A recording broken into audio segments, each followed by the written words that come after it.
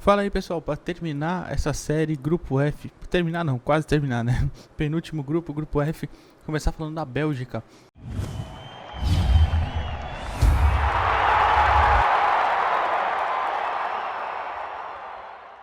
Bélgica que tem aí a continuidade do Roberto Martínez, né, no comando da seleção, o cara que já vem com uma boa experiência, né? É um cara que costumeiramente na carreira dele, né, tem bons trabalhos longos.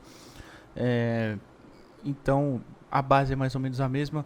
Faltou inclusive uma renovação, é verdade, principalmente pela zaga. A zaga é uma zaga já envelhecida, que não acabou que as opções não se firmaram, né? O Boyatá, o Denayer, que acabaram nem convocados, eram jogadores titulares em parte do ciclo, acabaram nem convocados para a Copa. É, então depende de Vertonghen e Alderweireld. O Dendoncker, que é o cara mais novo, que normalmente joga pela direita, nem zagueiro é volante, mas já fez essa função no Wolverhampton algumas vezes, então ele fica bem tranquilo fazendo também na seleção. Mas os outros dois zagueiros são zagueiros que já nem estão no mais alto nível e são titulares provavelmente aí no final de carreira de seleção, né, até carreira no geral. Mas é uma seleção que dominou as eliminatórias, o seu grupo era o mesmo de País de Gales, foi tranquilo, passou em primeiro, se classificou. Na Nations League acabou em segundo, foi eliminada, era o grupo da Holanda.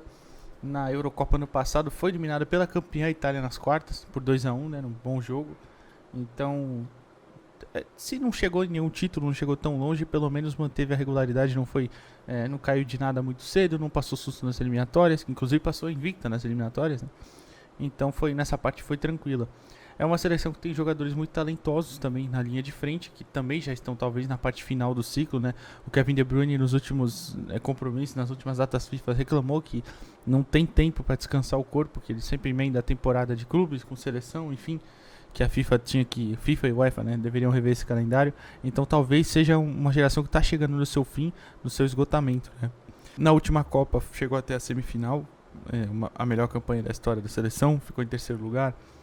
Então tem ali já uma boa bagagem, uma boa experiência. Apesar que o pessoal zoa tudo da geração belga, né? Da ótima geração belga. Realmente é uma ótima geração, falta título, falta.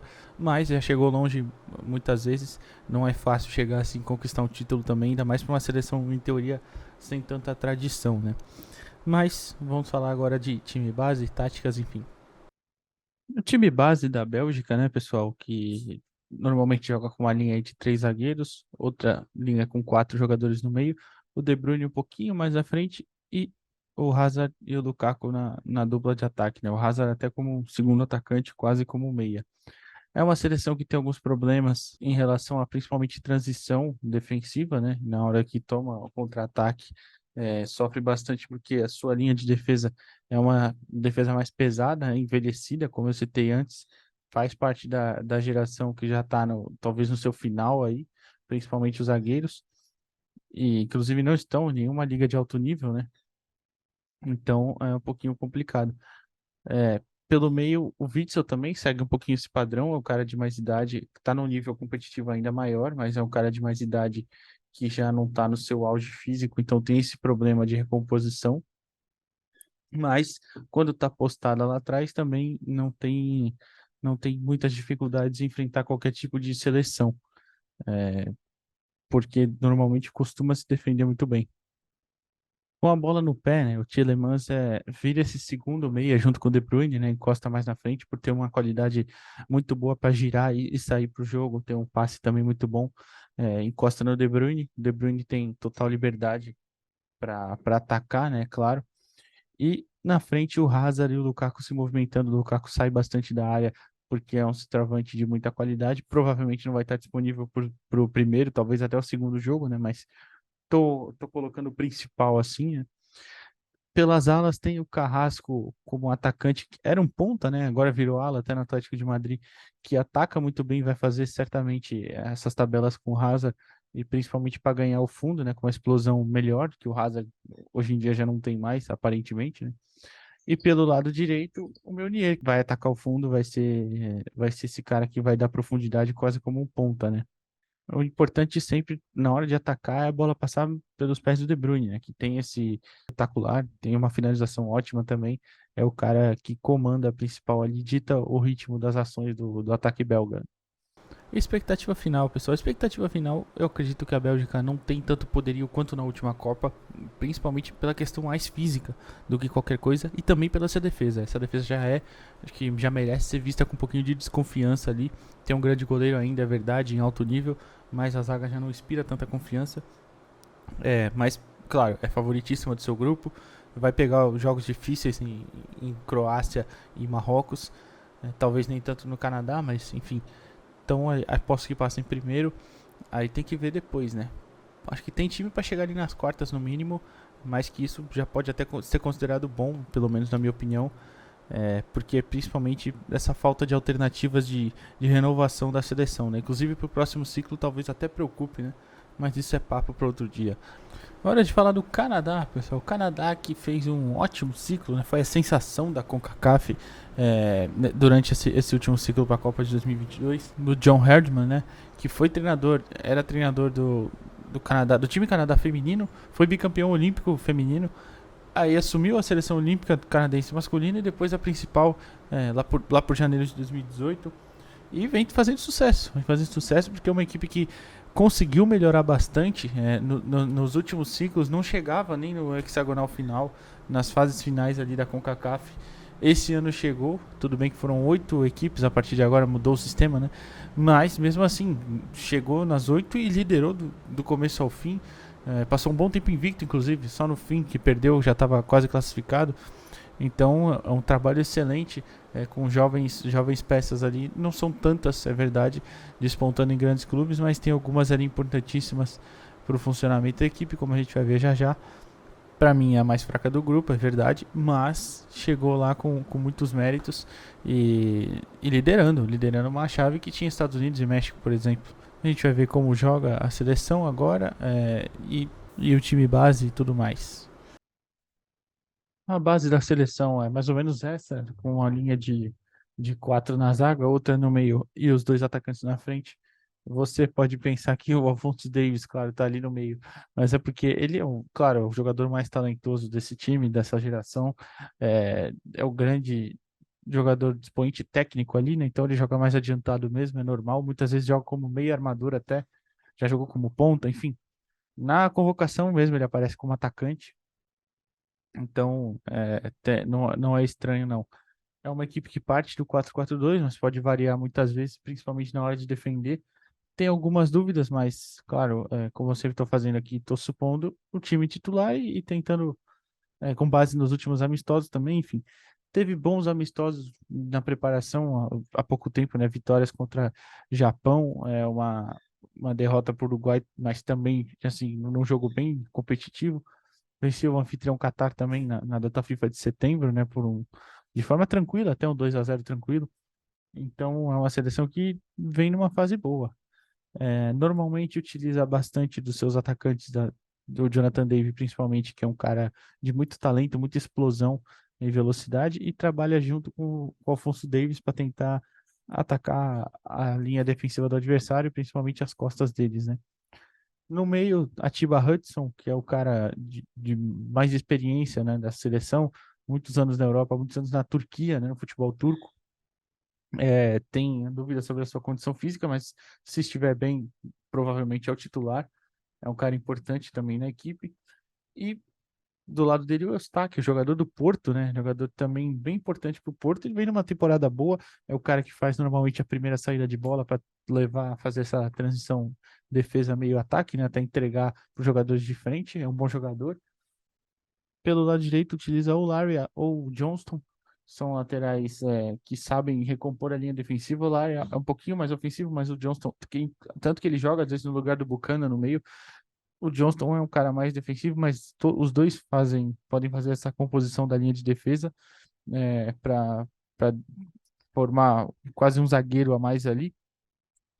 Normalmente é uma equipe que marca um pouquinho mais atrás para utilizar, como eu falei, do corredor, o campo vazio para atacar em velocidade, porque tem jogadores para isso. Na frente, junto com o Jonathan David, tem o Larin, né, que é um cara, um centroavante mesmo, de mais presença de área, um cara mais para segurar a bola. É menos técnico, é claro, que o Jonathan David, mas é uma boa alternativa também ofensiva do Canadá. Expectativas finais, né? A seleção vai brigar tentar ser competitivo ali, talvez pelo terceiro lugar.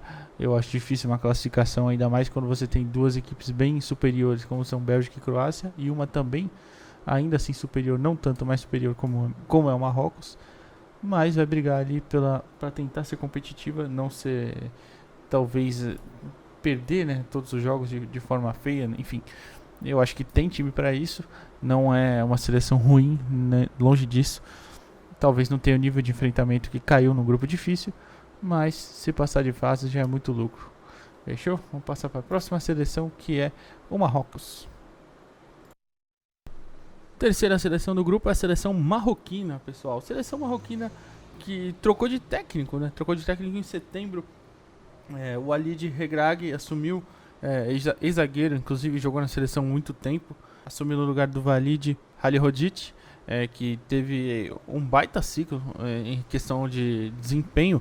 Resultados, ele só perdeu 3 partidas, é verdade.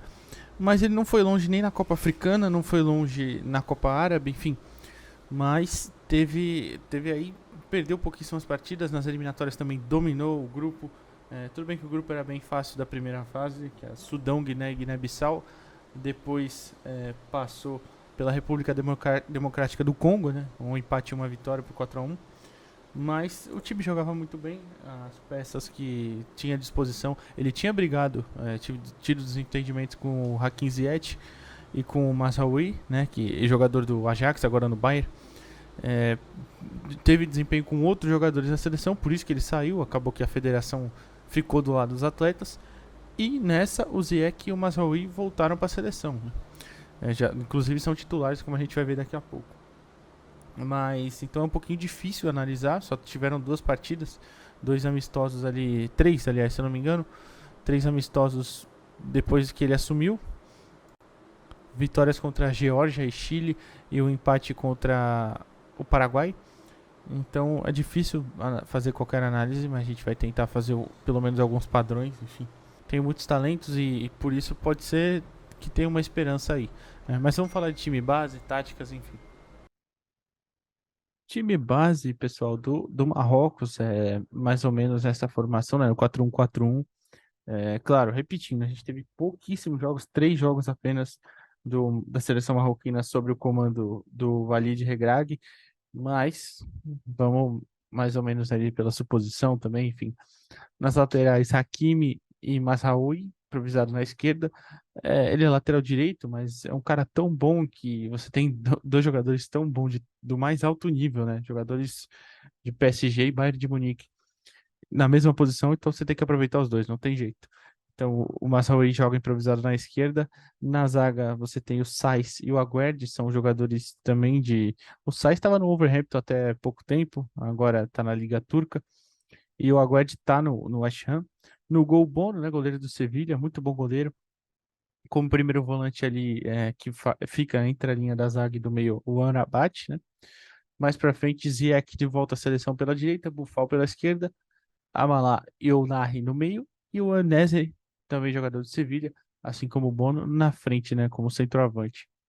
É, Alguns padrões. O time pressionava muito com o Halilhodžić, é, tinha como característica essa pressão lá em cima, né? Talvez agora a gente não sabe como vai ser, mas pode ser uma alternativa do Walid, né?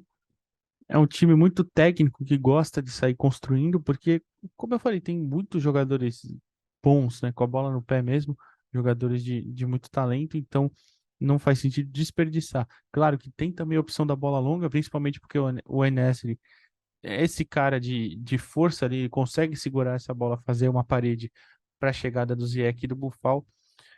Também é importante salientar que os dois, tanto o Ziyech quanto o Buffal, têm a capacidade de atacar pelas pontas mesmo, mas normalmente jogam mais trazendo para dentro, né? O Ziyech principalmente até.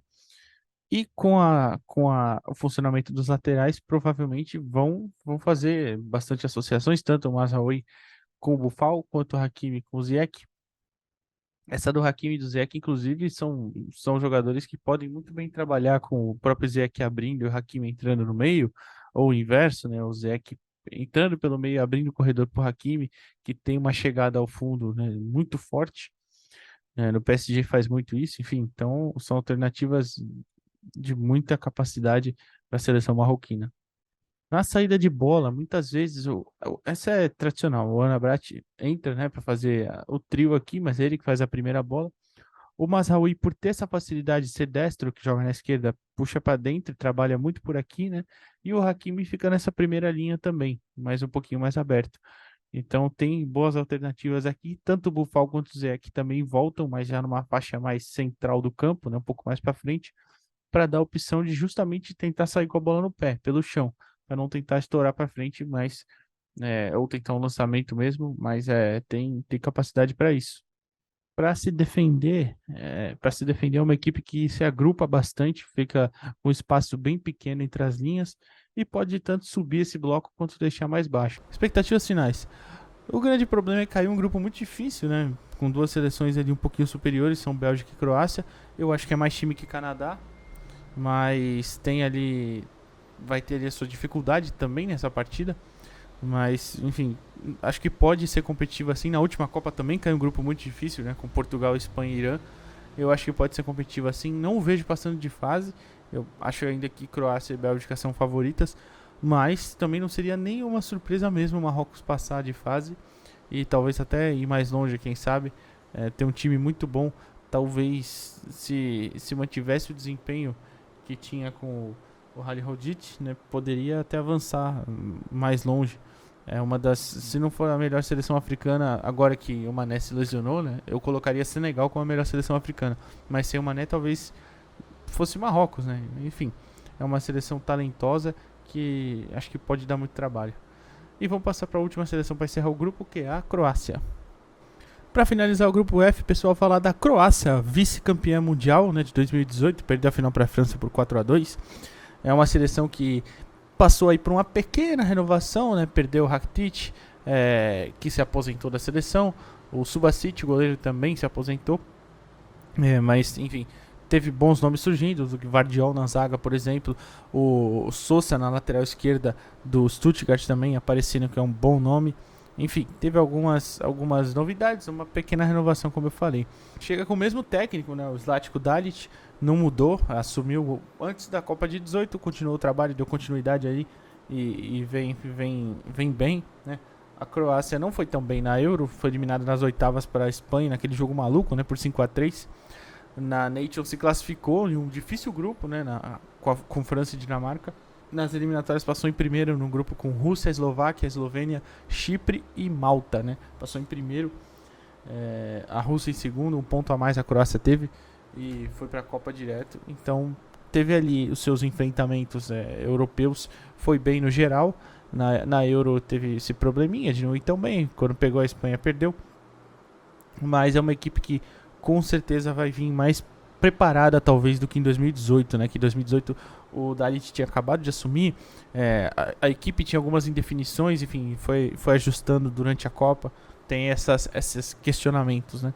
Tem ainda um Luka Modric em grande fase, apesar da idade. Tem um Brozovic também jogando muito bem, Perisic ainda muito bem em alto nível, Gvardiol, como eu falei, surgindo também muito bem, Sousa.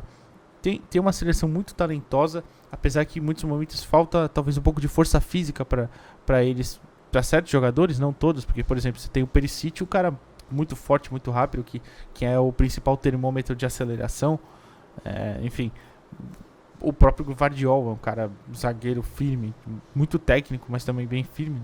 Então, às vezes falta essas alternativas em certas posições. Mas vamos falar de time base, táticas, enfim. Então, pessoal, time da Croácia, time base da Croácia, normalmente a Croácia varia bem entre um 4-1-4-1, 4-3-3. O Brozovic é sempre esse primeiro volante ali para fazer a saída de bola e para defender também, para correr atrás dos adversários em frente à área. O Modric e o Kovacic são os caras que vão puxar a transição ali dessa bola entre meio e ataque. O Modric chegando mais vezes à frente, como esse camisa 10, né? Que ele tem muito talento e capacidade para isso, a gente sabe. E é uma equipe que trabalha muito com aproximação, né? Toque de bola curto, porque tem muitos jogadores técnicos, principalmente nessa região do meio, né? Como eu já falei, os três do Modric, Kovacic e o Brozovic, Tem o Perisic pela esquerda, o Pasalic pela direita. Pasalic que é um cara que na Atalanta já jogou muito como meia principal também, joga um pouco aberto na seleção croata. O Perisic é o cara que, além de jogar aberto pela esquerda, costuma acelerar, né? Fazer as jogadas mais de profundidade também, porque ele é um cara muito rápido, muito forte também. Então tem essa qualidade, né? Tanto de levar para o fundo quanto para cortar para o meio. Na defesa, como eu falei, aquela renovação, né, que teve, o Sousa pelo lado esquerdo é um lateral de projeção, né? No Stuttgart ele vai muito bem chegando ao ataque, nos cruzamentos também. O Gvardiol é o principal zagueiro, talvez, aí, dessa nova geração. O Sutalo deve fazer dupla com ele, o Sutalo. O Vida e o Lovren são alternativas também, jogadores bem experientes já, mas são jogadores que estão no banco no momento. O Juranovic pela direita. E na frente o Kramaric concorre com o Bruno Petkovic, né? Normalmente no ataque, mas o Kramaric foi o que atuou mais vezes, então eu tô colocando ele. Eu acho também que vai ser ele o novo titular. Ele não é aquele cara pivôzão para uma jogada aérea sempre e tal, mas é um cara com mobilidade até, mas ele sabe fazer esse papel. Como eu falei, depende muito de um time que toca bastante a bola, aproximação, toque curto e acelera mais baseado nos seus pontos, principalmente no Perisic. É uma equipe, como eu falei, às vezes falta um pouquinho de físico, de força física mesmo, para pressionar, para conseguir correr, fazer o adversário sofrer para avançar, né? E normalmente quando defende no bloco médio para trás, duas linhas de quatro, o Modric avança e marca ali na frente com o Kramaric, né? Para fazer essa sombra, principalmente na primeira saída do adversário. E quando joga, também varia um pouquinho, quando joga no 4-2-3-1, às vezes pode mudar e o Modric voltar para marcar no meio e o Perisic voltar para ajudar a marcar aqui a primeira linha, né? Muitas vezes acontece isso também, principalmente quando o adversário tem jogadores mais agudos aqui pela ponta e o Sousa seria um zagueiro de sobra aqui, né? Pela esquerda, mas na sobra da marcação do Perisic. É uma equipe muito bem treinada pelo Zlatko Davic e com certeza pode chegar aí bem forte ao Mundial, dar trabalho. É uma equipe muito experiente também, que vai até ter alguns jogadores encerrando o seu ciclo, né? Provavelmente o Modric não vai estar na outra Copa, talvez até o Brozovic não esteja. O Vida e o Lovren são reservas, tudo bem, mas são jogadores experientes ali, ainda importantes no ciclo, provavelmente não estarão mais. Então, enfim, é uma geração muito boa que vai se terminando e pode dar muito trabalho. Expectativas finais, acredito que pode passar de fase, é junto com a Bélgica, né? Uma favorita para passar, mas tem um grupo muito difícil também. Marrocos vai dar muito trabalho, como eu já falei antes. O Canadá também é uma equipe competitiva, não é uma baba, apesar de que a Croácia é mais time, claro, mas é uma equipe competitiva, então acho que passa de fase, mas aí vai ter que jogar muita bola. Realmente vai ter um enfrentamento complicado, esse é um grupo bem traiçoeiro. Mas também não vejo com chance de ir muito longe. Repetir a última campanha da última Copa já foi uma surpresa. Aquela campanha, se repetir, acho que seria uma surpresa ainda maior. Mas dá para pegar ali umas oitavas, quartas de final, principalmente dependendo do cruzamento. Fechou? É isso, pessoal. Valeu. Se você curtiu, já sabe, deixa o seu like, comenta aí. E vamos partir para o último vídeo final dessa série, o último grupo. E valeu!